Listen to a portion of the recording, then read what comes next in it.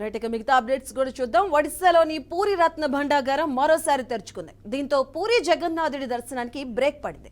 ఈ నెల 14న పూరి జగన్నాథ్ ఆలయంలోని రత్న భండార్లో ఉన్నటువంటి 3 రహస్య గదుల్లో 2 గదులను తెరిచి సంపదను ప్రభుత్వం తాత్కాలికంగా ఏర్పాటు చేసిన స్ట్రాంగ్ రూములకు తరలించిన విషయం విదితం.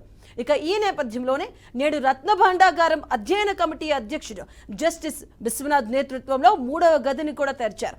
రత్న భండార్లోని తొలి ఈ రహస్య గదిని తెరుస్తున్న కారణంగా భక్తులకు ప్రవేశ అనుమతిని నిలిపివేస్తున్నట్లు ఆలయ పాలక మండలి ప్రకటన విడుదల చేసింది. ఈ రహస్య గదిలోని విలువైన సంపదను తాత్కాలికంగా స్ట్రాంగ్ రూమ్ కు తరలించనున్నారు.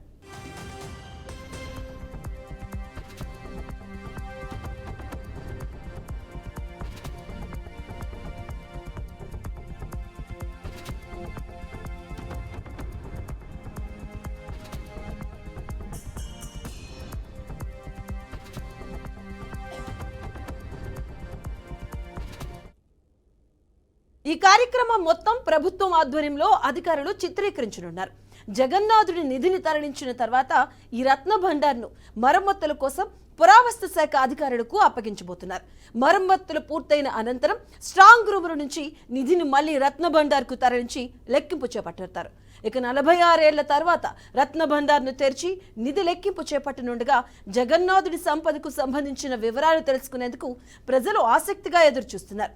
కాగా ఈ రత్న భండార్లోని నిధికి సంబంధించిన 3వ గదిని ఇప్పటి వరకు ఒక్కసారి కూడా తెరవలేదని అధికారులు వెల్లడించారు. రహస్య గది లెక్కింపులకు 30 నుంచి 40 రోజుల సమయం పట్టవచ్చని ఒడిశా న్యాయశాఖ మంత్రి పృథ్వీరాజ్ ఓ ప్రకటనలో తెలిపారు. हाई लेवल कमेटी आज भी जो रत्न भंडार का कार्य है वो स्टार्ट करेंगे, तो उसी हिसाब से हमारा जो रोल है सिक्योरिटी प्रोवाइड करना और उसको सिक्योर्ड रखना, वो जो टेम्पररी भंडार है, उसके अलावा सीसीटीवी सर्वेलेंस और other aspects of security it has been taken care of.